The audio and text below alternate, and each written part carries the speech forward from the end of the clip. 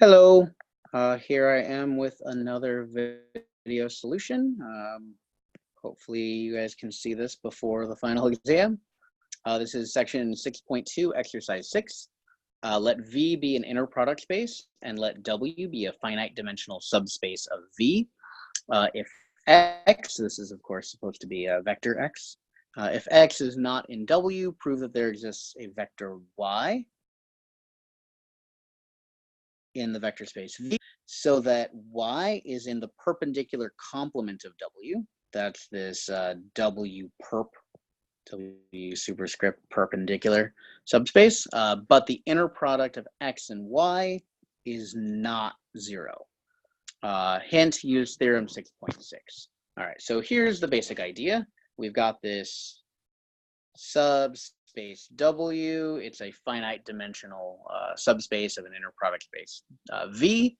And we want to say that we have any X that is different from or outside of that subspace W. So it points outside of W. Maybe it points already perpendicular to W. Maybe it's some other angle or whatever. But this is, a heuristic, of course, because our vector space could be a space of functions or a space of matrices or whatever.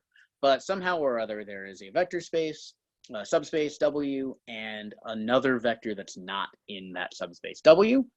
We want to prove that there exists a Y in V, which is in the perpendicular complement of W, and so that the inner product of that vector Y and our chosen vector X is not equal. So theorem 6.6 says something really relevant to this. It says, let W be a finite dimensional subspace of an inner product space V, and suppose you have any vector in the vector space. They call it Y, but we'll use the vector X here. I'll change the notation for our problem. So I'll cite this now, by theorem 6.6, there exist unique vectors. I'll use their notation U in the subspace W. And, well, it's going to be the one that we're looking for, this Y.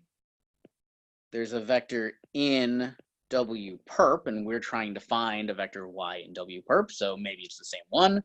We'll suppose that it is.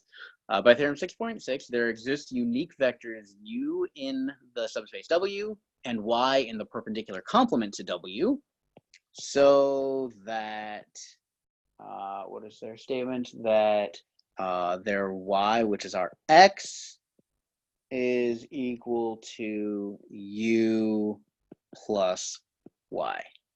All right, so pictorially, what's going on here? Well, we've got our X. So there's supposed to be a vector U, which is in the subspace W. And there's supposed to be a vector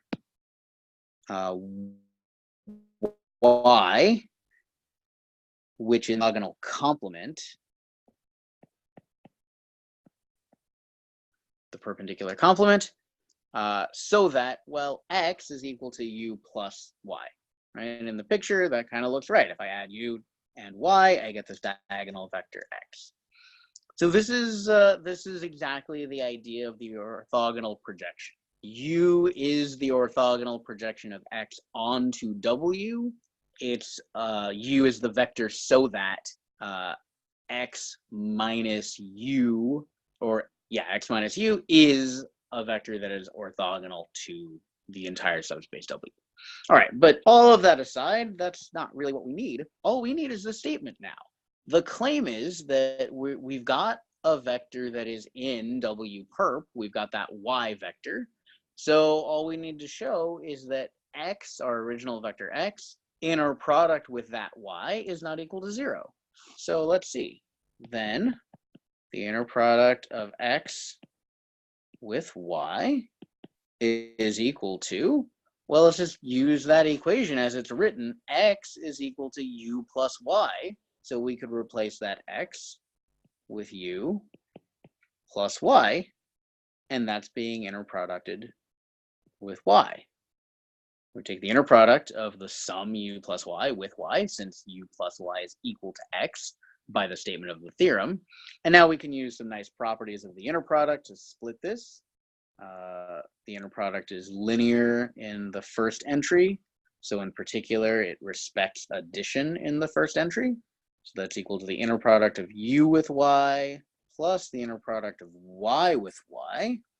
But now look, u inner product with y, that must be 0 because u is in w and y is in the orthogonal complement to w. So this has to be 0, which means that this inner product with y is equal to the inner product of y with itself. And that's greater than 0 unless y is actually equal to the 0 vector. So let's see, let's just make sure quickly that that isn't the case. Well, if y were 0 and y is the unique vector so that there's a unique vector u and x is equal to u plus y, well, if y were 0, then x would equal u, and so x would already be in w, but that is specifically something that we've disallowed.